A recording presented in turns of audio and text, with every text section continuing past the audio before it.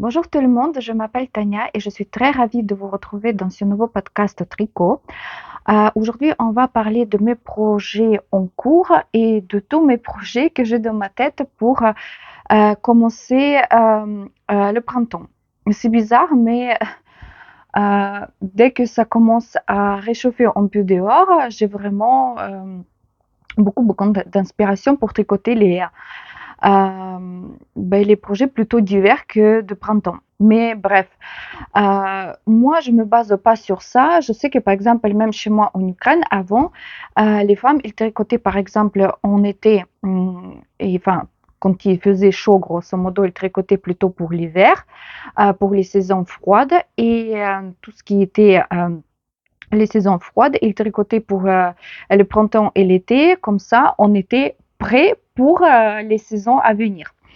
Mais maintenant, je pense que la tendance, il a changé. C'est plutôt, voilà, l'automne et l'hiver quand on s'intéresse beaucoup au tricot, comment tricoter les pulls, comment tricoter les vestes, etc., etc. Mais moi, j'essaye de me distinguer de ça parce que si je dois vraiment me forcer à faire quelque chose pour les saisons à venir, ça ne marche pas comme ça. Et moi, je suis plutôt intuitive. Je vous ai déjà dit plusieurs fois. Moi, je suis pour le tricot intuitif. Et c'est-à-dire que je tricote ce qui me plaît, même si c'est euh, une laine très très épaisse et vraiment une veste très très chaude. Si elle me plaît, je vais la tricoter même au mois de juillet ou août. Voilà, ça c'était une petite introduction. Et maintenant, on va parler.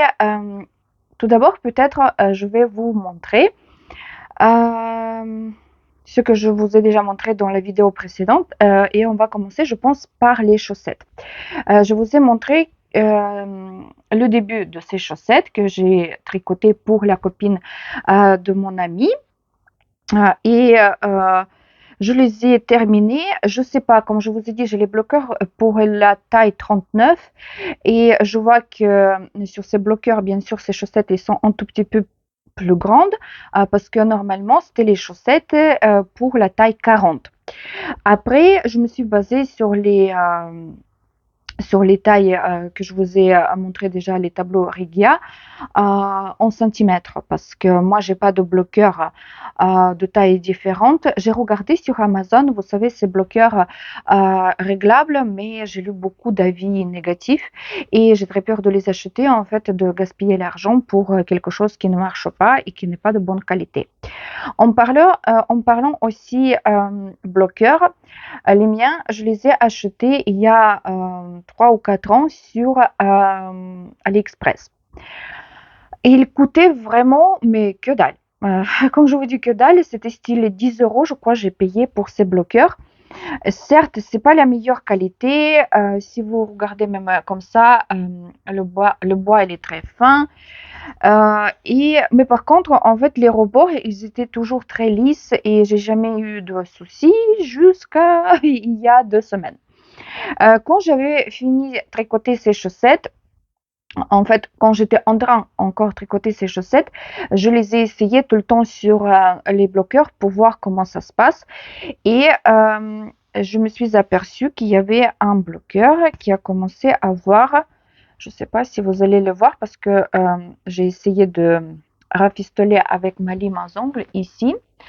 Et il a commencé à voir, je ne sais pas, ici quelque part, il a commencé à voir comme une écharne et ça me faisait tirer les fils sur les chaussettes. J'ai pris la lime à ongles et j'ai pris le côté qui était plus rêche et j'ai limé. J'ai limé, ça on peut aider, mais pas beaucoup. Et là, quand j'ai fini déjà de tricoter les chaussettes, j'ai découvert que sur l'autre, exactement au même endroit, il y a aussi le même problème. Pareil, je l'ai limé, mais je me rends compte que euh, il me faut peut-être acheter une autre paire de bloqueurs. J'ai commencé à chercher sur les sites différents. On voit ces modèles-là parce que moi, je vous dis tout de suite, j'aime pas ces modèles, par exemple, de Knit Pro qui sont en plastique, tout simplement parce qu'ils sont pas beaux. Certes, je trouve que c'est peut-être plus pratique, même ils sont peut-être plus robustes et il n'y aura pas ce problème comme avec le bois, mais moi j'aime bien m'entourer dans le tricot des choses qui sont jolies, etc., etc. Et j'aimerais bien avoir quelque chose de similaire. J'ai trouvé certains sites où il y en avait, même j'ai trouvé le même motif.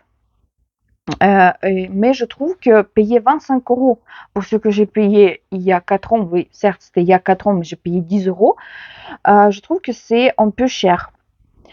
Et c'est pour ça, maintenant, j'hésite. Peut-être je vais quand même opter pour les bloqueurs qui sont pas jolis, mais qui sont robustes. Et je préfère peut-être payer 25 € pour quelque chose qui va durer plus que 4 ans. Je sais pas. Ça, c'était en ce qui concerne les bloqueurs, mais il vaut mieux peut-être parler cette paire de chaussettes. Je les avais tricotées, comme je vous ai dit, avec la laine que j'avais commandée en Ukraine. C'était la laine qui était teinte à la main par une de youtubeuses et blogueuses qui teint aussi à la laine. J'adore cette couleur, franchement. Je trouve que les chaussettes, ils sont magnifiques. C'est les chaussettes qui sont tricotées avec les côtes de mailles endroit, de mailles envers. Et après, sur le pied, j'ai tricoté simplement avec les mailles endroit, enfin en jersey. Après le lavage, la laine, elle s'est transformée un peu. Enfin, elle s'est pas transformée, mais vous voyez, en fait, il y a ce petit duvet qui est très très joli. Et je trouve que la laine, elle est vraiment, enfin bref, j'aimais beaucoup travailler avec et je trouve que la rendue, elle est vraiment super jolie. Je les avais tricotées, comme je vous ai dit, pour la taille 40 et j'ai monté 64 mailles. C'est la laine standard pour les chaussettes qui fait 400 mètres sur 100 grammes. Oui, sur 100 grammes. Et j'ai tricoté avec les aiguilles fixes de Chiago numéro 2,25.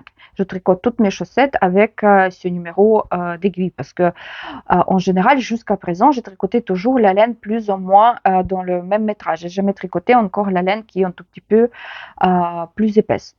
Enfin, j'ai tricoté la laine un peu plus épaisse, par exemple, comme Drops Nord, qui fait 170 mètres ou 175 par 50 grammes.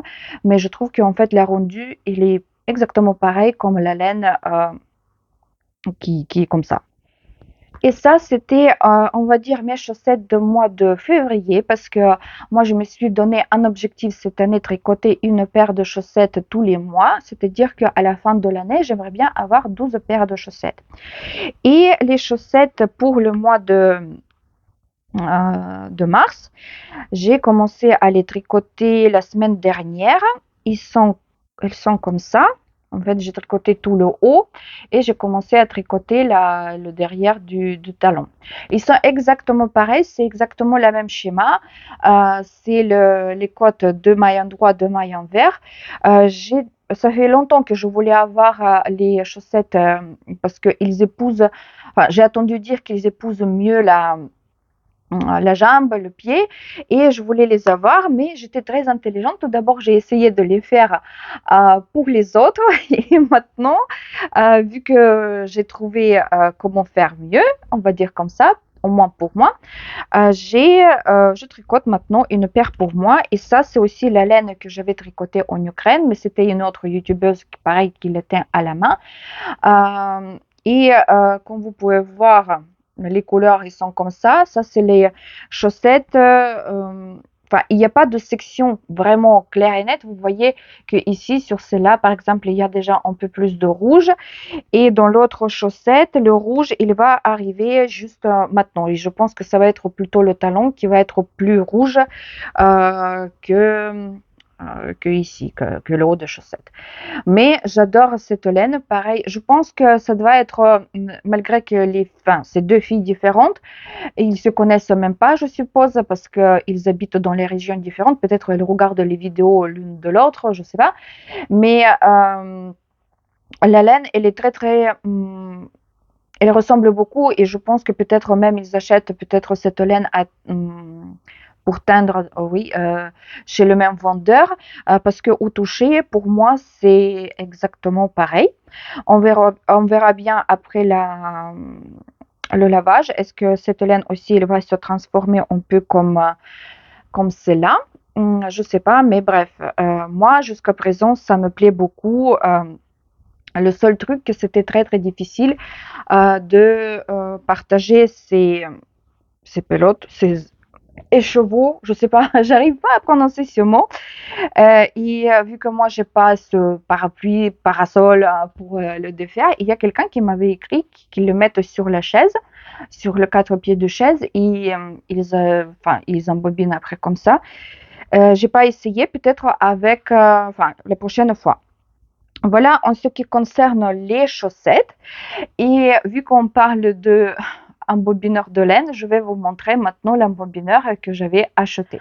Voilà, comme je vous ai dit, mon ancien embobineur, le tout petit, comme les plupart de nous chez soi, il a commencé vraiment à faire des tout petits cakes.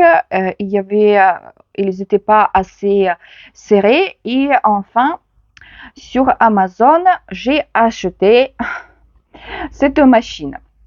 Au début, je voulais acheter pareil le petit, mais après, j'ai regardé plusieurs vidéos que l'embobineur comme ça plus grand, qu'il est plus costaud, qu'il fait les cakes beaucoup plus épais, et j'ai décidé d'acheter celui-là.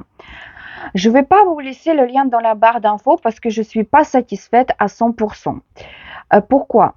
Quand je l'avais reçu, tout d'abord, il coûtait 38 euros. Je trouve que c'est vraiment, enfin, c'est cher.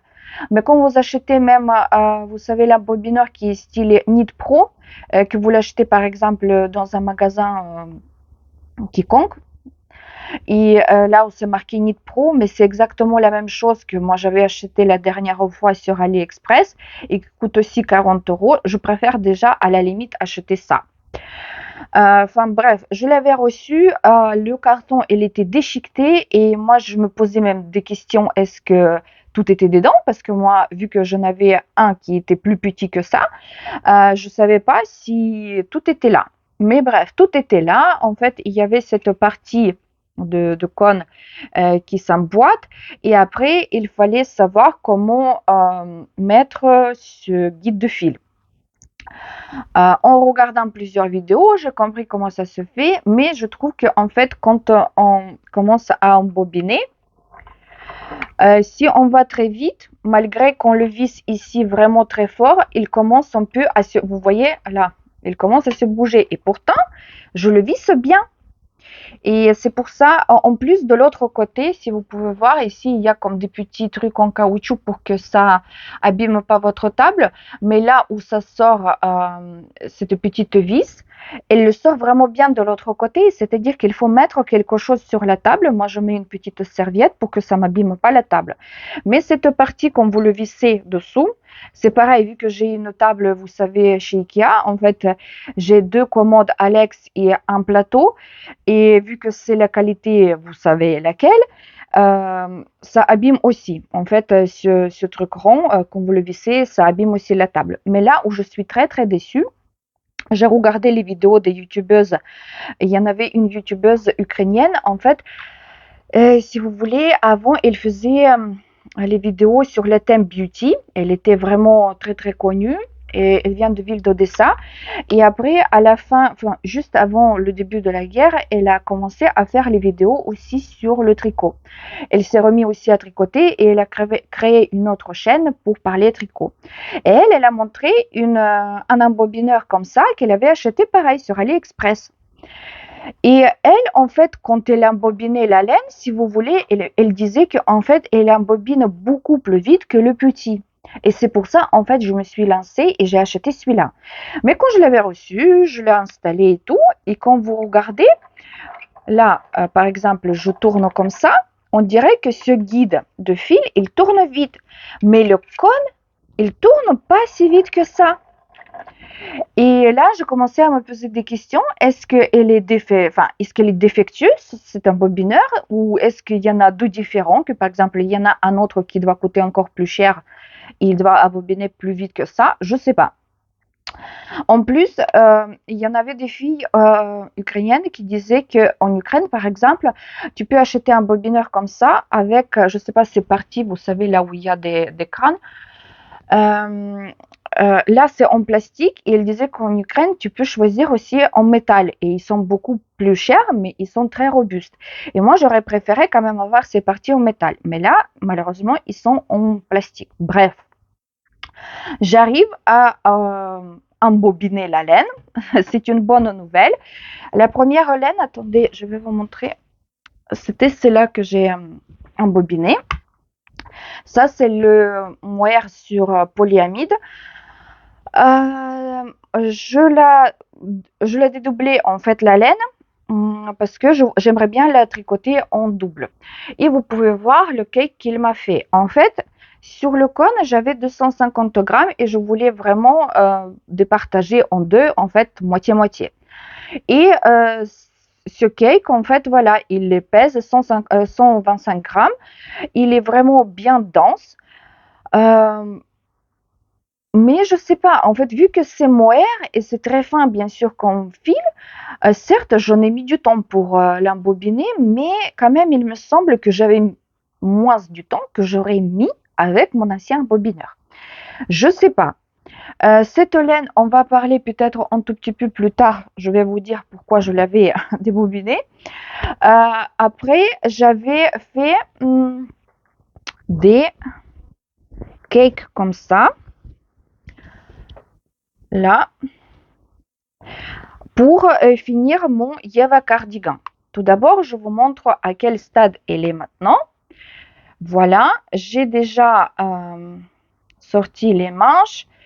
J'ai tricoté un peu le corps parce que je vous rappelle, je le tricote en double fil et c'est-à-dire que ce que j'avais le cake avant, je l'avais terminé justement pour pouvoir après dédoubler encore plus de la laine et tricoter tout d'abord les manches avant de continuer le corps.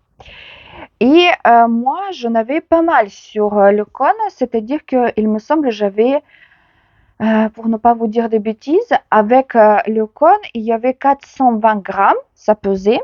C'est-à-dire que si on enlève le poids de cône, c'est à peu près 40 grammes, j'avais 380 grammes de laine. Il me fallait en fait faire moitié-moitié, c'est-à-dire 190 grammes.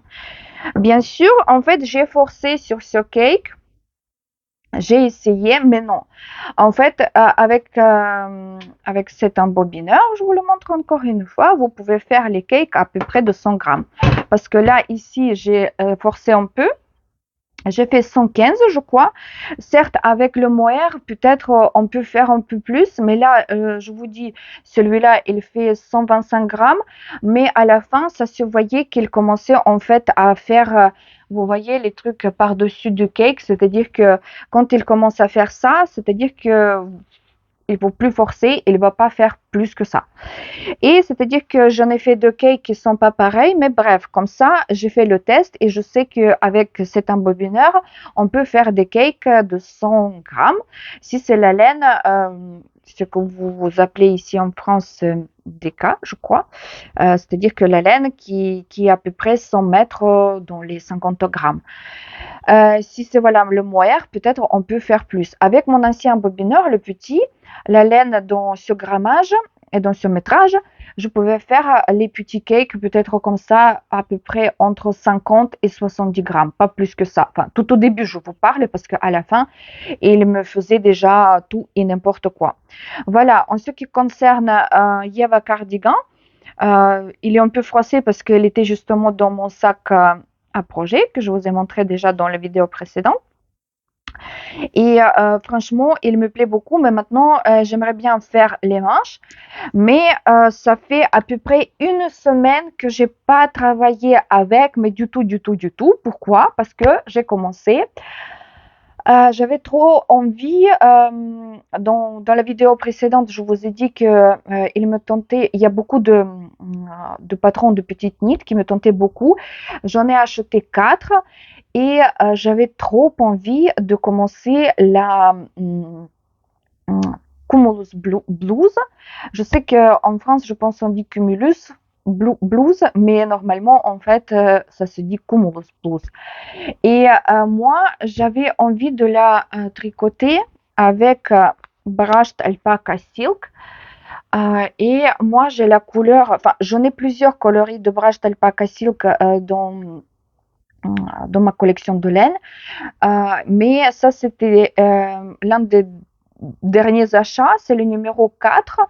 Et j'ai vu pas mal de vidéos aussi en français, les filles qui tricotaient et avec le col V et avec le col rond.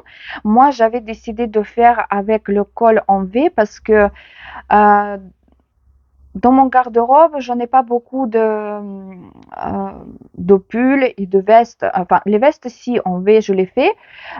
Mais les pulls, ça me fait toujours en fait cet effet que c'est trop ouvert, enfin surtout pour l'hiver, ça me tient pas chaud ici à la poitrine et du coup en fait j'ai évité de tricoter les choses comme ça et en plus à vrai dire je suis pas très comment dire je suis pas très douée de tricoter les cols en V. Enfin, je vous parle surtout les pulls. Parce que je les porte pas et alors je les tricotais pas et c'est-à-dire que pour moi c'était surtout sortir un peu de ma zone de confort et d'essayer tricoter le pull avec le col en V. Et je l'avais commencé, je vais vous montrer parce que là je n'ai mis ici des choses. Je l'avais commencé. Attendez, je vais mettre aussi peut-être ce centre, comme ça vous allez voir un tout petit peu mieux. Voilà. Comme vous pouvez voir, j'ai déjà pas mal avancé et j'ai même tricoté une manche. Euh, Moi, j'avais tout d'abord, enfin, je sais très bien que dans le patron, la laine initiale, c'était 2 brins de kid mohair. C'est pour ça d'ailleurs que j'avais débobiné sur mohair. Certes, c'est pas le mohair sur soie, c'est mohair sur polyamide, mais c'était la couleur.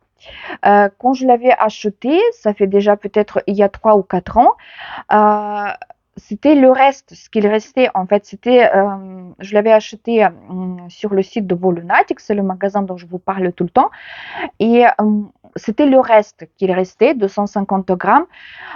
Et à l'époque, je voulais tricoter le September Sweater parce que September Sweater, c'est pareil.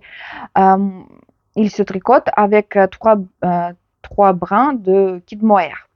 Mais je savais très bien que si je le prends en 3 brins, je n'aurais jamais assez de laine pour tricoter September Sweat et il était resté dans mon placard. Mais c'est la couleur et je voulais trop faire quelque chose avec. C'est pour ça j'ai hésité beaucoup entre ça et entre Brushed Alpaca Silk parce que je sais qu'il y en a beaucoup de filles qui ont tricoté avec Brushed Alpaca Silk parce que la jauge enfin, ça convient aux jauges qui est dans le patron. J'avais fait aussi petit échantillon avec le mohair. Et franchement, je l'ai tricoté avec les aiguilles 4,5. Il me plaît beaucoup. Enfin, ça correspond exactement pareil. Il y a, je crois, c'est 18 mailles dans les 10 cm. Mais quand même, après Brushed Alpaca Silk, il a gagné. Et j'ai pensé, je vais faire avec Brushed Alpaca Silk. J'ai hésité beaucoup avec la taille aussi parce que dans le patron, je crois, l'aisance, elle est de 10 cm, mais il y en avait des filles qui disaient qu'ils faisaient que 6 cm par rapport à leur tour de poitrine parce que c'est quand même une blouse, c'est pas un pull et qu'il ne faut pas faire beaucoup d'aisance. Moi, j'ai choisi quand même la taille L, c'est le 4e taille dans le patron. Et maintenant, en fait, si vous voulez, hier, j'ai fait le high cord ici sur l'encolure. Pourquoi? Parce que j'ai commencé à faire la manche. En fait, j'avais tricoté trois pelotes de laine. Et après, j'ai pensé, je vais tout d'abord faire les manches et après le reste. J'en ai assez de laine, mais c'est toujours, je procède comme ça. Je ne sais pas, c'est une habitude et je tricote toujours comme ça. Parce que j'en ai 8 pelotes enfin, j'en avais 8 pelotes Barrage d'alpaca silk. Et quand je commençais à faire la manche, j'arrivais pas à savoir quelle longueur il me faut. Parce que ce qu'il disait dans le patron, pour moi, c'était très peu. Mais plus je tricotais, je voyais que la jauge, en ce qui concerne les rangs, je suis très très loin. Parce que déjà, quand j'avais tricoté le réglant, j'ai vu que mon réglant, la ligne de réglant, elle était vraiment très longue. Et c'est comme ça que j'ai compris que peut-être j'avais le nombre de mailles qu'il fallait dans les 10 centimètres, mais le nombre de rangs, je dois en avoir plus que ça. Et quand j'étais déjà presque à la fin de la manche, j'ai décidé tout d'abord de faire le high cord sur l'encolure pour voir s'il remonte un peu pour me baser quelle taille, quelle longueur de manche il fallait me faire. Et quand j'ai fait le high cord, j'ai essayé et j'ai vu que c'est vraiment un oversize pour moi et moi je ne le voyais pas comme ça. Et c'est-à-dire que j'ai décidé que ça va être une blouse pour ma mère. C'est pour ça que j'ai fait les manches un peu plus longues parce que ma mère, elle a les bras un peu plus longs que moi. Et moi, je sais que pour elle, ça va être mieux parce que moi, j'ai le tour de poitrine 100 cm, elle en a 106. Et elle a un peu le dos, moi j'ai le dos un peu courbé, mais elle encore plus. Et on va dire, comment dire, que ici, tout ce qui est le haut du corps, elle est un peu plus imposante que moi et c'est-à-dire que sur elle, même cette ligne de réglant, elle va remonter et ça va pas, il va être plus ajusté que pour moi. Et c'est-à-dire que même les manches, là, j'ai fait le nombre de rangs qu'il fallait, qui était décrit dans le patron. Sauf que ça ne correspond pas du tout au centimètre qui était indiqué dans le patron. Mais je sais que ça va aller parfaitement pour ma mère. Et c'est-à-dire que je continue à faire sur Cumulus Blues pour ma mère et pour moi. Je vais faire après avec sur Mohair. Ou peut-être, si vous suivez Petite Nit sur... je suis désolée parce que peut-être vous voyez que la luminosité change parce que dehors, soit il y a le soleil, après il se cache et c'est pour ça ça fait pas régulier.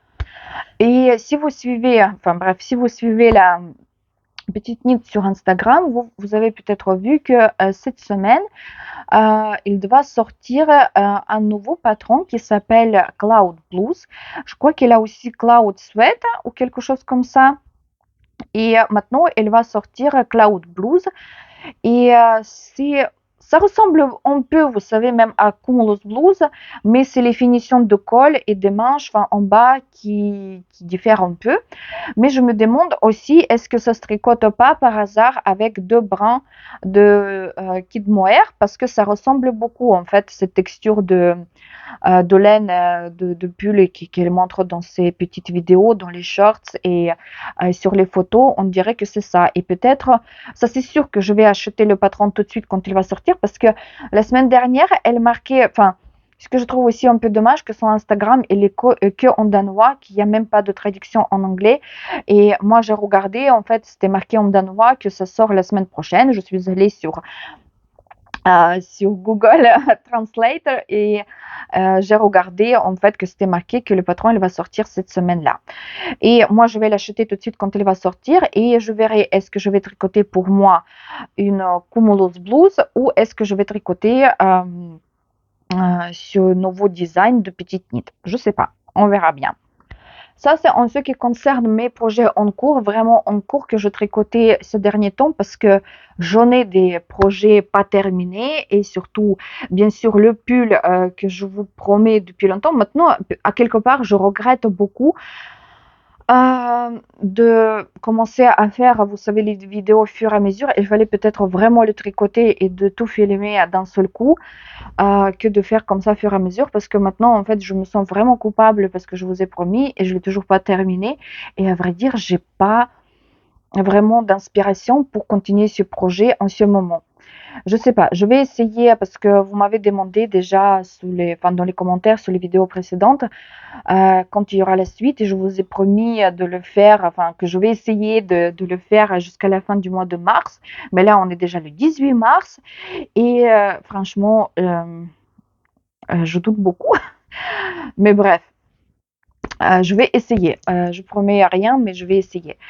Parce que en ce moment, moi, je suis vraiment mais dans les cardigans. Je peux pas vous dire comment j'ai envie de tricoter les cardigans. Déjà, il y avait un cardigan, je le fais et en ce moment, j'ai très très envie de tricoter un cardigan avec le point de brioche. Et hier même, j'ai fait cet échantillon. C'est très très aérien. Je vais vous montrer. Enfin, en haut de l'échantillon, c'était pas déjà le point de brioche, mais si vous le regardez, ça fait à peu près comme ça. C'est très aérien, mais en même temps, je trouve que le point brioche pour les cardigans, c'est très simple à réaliser. C'est peut-être long parce que le point brioche, il faut se dire que ça se tricote, ça prend beaucoup de temps. En fait, tu as l'impression de tricoter la demi-journée et après tu vois et ça fait que 3 centimètres.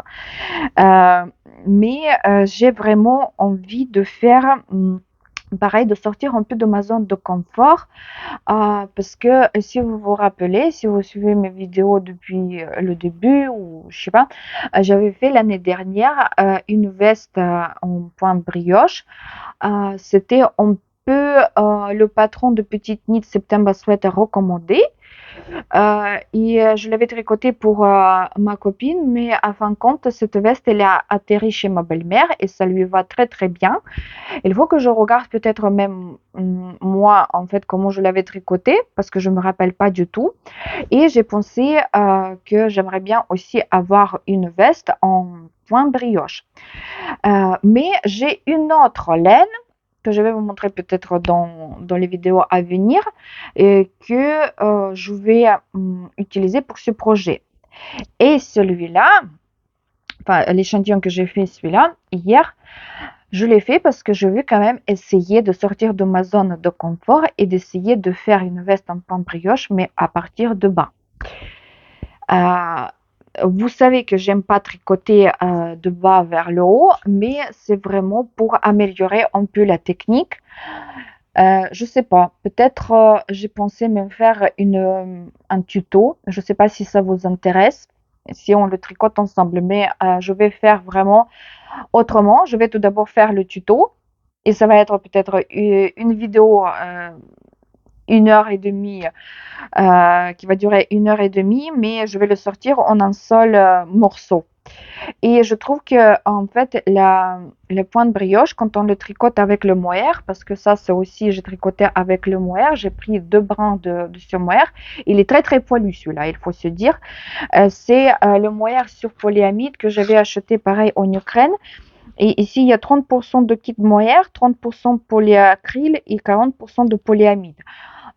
Et c'est 950 mètres dans les 100 grammes, mais c'est presque pareil comme vous voyez comme kit silk de Drops ou d'autres mohair ou dans les 25 grammes, vous savez les petites pelotes comme ça de 25 grammes où il y a 200 mètres. Si vous prenez en 2 fils, ça va vous donner exactement, je pense que selon les aiguilles, ça va donner à peu près la même jauge. Et moi, cet échantillon, j'avais tricoté avec les aiguilles numéro 8 en 2 brins.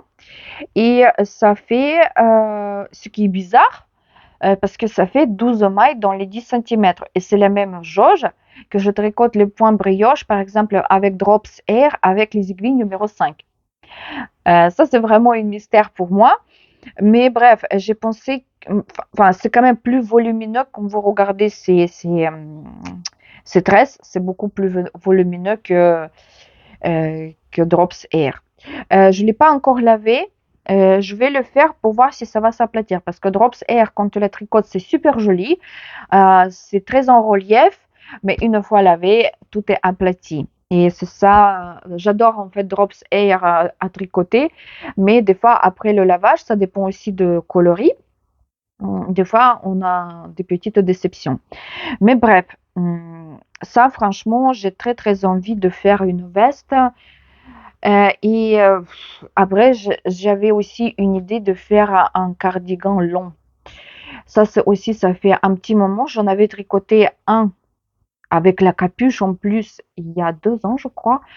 Et je l'avais donné aussi à ma mère. Enfin, je l'avais envoyé parce que il était trop épais. Et même en hiver, j'avais limite un peu trop chaud avec. Et c'est pour ça maintenant, j'aimerais bien peut-être tricoter quelque chose un tout petit peu plus fin, style avec la laine Drops Lima ou Drops Charisma. Vous voyez, on peut s'en mettre dans les 50 grammes et faire à peu près jusqu'à mi-cuisse. Ça, c'est un projet. Enfin, il y a beaucoup de projets et très très peu de temps. Mais il y a encore un projet. Je vous ai oublié de montrer encore un échantillon. Et ça, c'est déjà l'échantillon pour la saison. J'ai fait un échantillon avec la laine Drops Belle. Je l'avais acheté en automne, je crois, ou c'était déjà même début le mois de décembre. C'est-à-dire que l'hiver arrivait et j'en ai fait une grosse commande de laine avec comment dire, la composition d'été parce que j'avais pris Drops Belle. J'avais pris aussi 2 coloris de Drops Cotton Light. Enfin, voilà. Et du coup, en fait, ça c'est coloris numéro 11. Si vous connaissez pas, la laine Drops Belle, c'est 50 grammes, 120 mètres, c'est 53% de coton, 33% viscose et 14% lin. Ils vous disent ici sur l'étiquette que la jauge, elle fait 21 mailles et 28 rangs avec les aiguilles numéro 4. J'ai fait un échantillon, pourquoi? Déjà, en fait, ici en bas, c'est les aiguilles numéro 4 et demi et ici en haut, c'est les aiguilles numéro 4. Et avec les aiguilles numéro 4, j'ai vraiment la jauge qui est indiquée sur l'étiquette et même le tricot, en fait, la rendu, il me plaît plus que 4 et demi. Il n'y a pas beaucoup de différence, mais franchement, les mailles, je trouve qu'ils sont un tout petit peu plus serrées et ça me plaît plus. Pourquoi j'avais commencé avec les aiguilles 4,5? Parce que j'ai vu qu'il y a une youtubeuse ukrainienne, Svetlana Kharchenko, je vous ai déjà dit que j'ai testé pour elle 2 vestes. Il y en avait une veste pour Adèle que j'avais terminée. Ça m'a plu beaucoup en fait de participer dans le test. Et l'autre, c'était avec la laine en tweed et que j'ai abandonné à mi-chemin parce que je trouvais que, enfin, je l'avais pas. C'est vrai que j'étais pas très franche avec Svetlana parce que je lui ai pas dit que je trouvais que son patron, il y avait vraiment un gros souci. Enfin, bref, je sais pas comment vous expliquer, mais là, en fait, elle prépare un patron. Pareil, ça peut être comme t-shirt d'été et ça peut être aussi comme un petit pull d'été. Mais elle a déjà essayé. En fait, le test, il est toujours en cours. Et moi, je ne participe pas. Je vais attendre vraiment que le patron il sort. Je préfère l'acheter et que tout le monde a déjà vérifié tout pour moi. Et je vais tricoter déjà tranquillement. Mais en fait, c'est pas ce motif tout simple qui m'a vraiment transporté, mais c'est pareil. En fait, elle a fait les finitions autour de l'encolure. Les emmanchures, enfin, c'est pas les emmanchures, c'est plutôt en fait, voilà, les poignets et en bas, qui rend ce pull un tout petit peu, enfin, pas unique, mais intéressant. Et moi, il m'a plu beaucoup. Et c'est pour ça que j'ai cette laine. Tout de suite, j'ai pensé à cette laine. J'ai pas pensé à Cotton Light parce que là-bas, j'ai la couleur beige, mais j'ai aussi une couleur un peu euh, lavande clair, enfin, un peu mauve clair. Mais j'ai pensé tout de suite à cette laine et elle m'a dit que le patron elle va sortir bientôt et c'est pour ça en fait j'ai fait l'échantillon avec les aiguilles 4,5 parce qu'elle m'a donné la jauge qu'il fallait pour ce pull. Sauf que là-bas la jauge c'est 18 mailles dans les 10 centimètres et moi j'en ai même avec 4,5 j'en ai trop. Alors je préfère enfin, quand je vais le tricoter ce pull de tricoter avec les aiguilles numéro 4 et je vais simplement recalculer. Je vais prendre une autre taille. C'est pareil, en fait, Je ne sais pas si vous le connaissez, comment recalculer, par exemple, si vous achetez un patron et la jauge, il correspond pas, parce que des fois, en fait, vous achetez un patron, vous achetez le même laine, vous tricotez un échantillon et ça correspond pas à votre jauge à celui qui est dans le patron, parce que bien sûr, on a tous la tension du fil, en fait, comme on tricote, les continentales, ou vous voyez ce que je veux dire, en fait, ça dépend, ça dépend. Et des fois, en fait, même vous-même, vous pouvez, selon les jours, avoir la jauge différente. Et c'est pour ça, en fait, je ne sais pas si ça vous intéresse si je vous fasse une petite vidéo, comment recalculer, en fait, comment choisir une autre taille, vous savez, dans le patron par rapport à votre jauge à vous, et de ne pas chercher après. Parce que c'est pareil, en fait, les auteurs, les designers, ils vous disent toujours oui, si votre jauge il diffère, essayez d'autres numéros d'aiguille. Mais vous savez, vous essayez par exemple comme ici d'autres numéros d'aiguille, c'est-à-dire que oui, certes, je peux prendre les numéros d'aiguille, on va dire 5 ou 5,5 pour avoir ces 18 mailles de 10 centimètres, mais vous imaginez comment ça va être pas joli du tout. Alors pour moi, c'est vraiment une conseil qui tient pas la route. Mais c'est-à-dire qu'en fait, simplement, il faut recalculer vos mailles par rapport à ce patron et choisir simplement une taille plus petite ou plus grande. Voilà. Voilà, là, je pense que je vous ai déjà tout montré, tous mes projets en cours et tout ce que j'ai envie de tricoter. Je vais essayer, franchement, je vais essayer de terminer le pull parce que quand même, c'est les aiguilles numéro 9 et ça devrait aller assez rapidement. Mais c'est en fait, il faut que je fasse encore 2 vidéos, je pense. Enfin, il y en a une vidéo que j'avais déjà filmée, il faut que je la mette en ligne et il faut encore filmer 2 vidéos. Alors, je vais essayer, mais je vous promets rien. Et dites-moi, en fait, voilà, si ça vous intéresse aussi de tricoter peut-être ensemble, parce que moi, je trouve que voilà, les cardigans comme ça en brioche avec le mohair, c'est vraiment des modèles idéaux pour l'été. Je ne sais pas pourquoi, mais dans ma tête, c'est vraiment les modèles idéaux pour l'été. Et peut-être ça va vous intéresser de faire un truc pareil ensemble pour cet été. Voilà, je pense que ça va être tout pour aujourd'hui. Vous voyez, là, il n'y a que 2 semaines entre les vidéos. Je m'améliore un tout petit peu, mais franchement, il y a des moments où j'ai simplement envie de tricoter et de ne pas filmer les vidéos, mais je vais essayer quand même d'être, comme je vous ai dit, plus régulière. Alors, je vous souhaite une très très bonne semaine. Je vous aime. Écrivez dans les commentaires tout ce que vous pensez par rapport à tous mes projets en cours et tous mes projets à venir. Et on se reverra très très bientôt sur ma chaîne.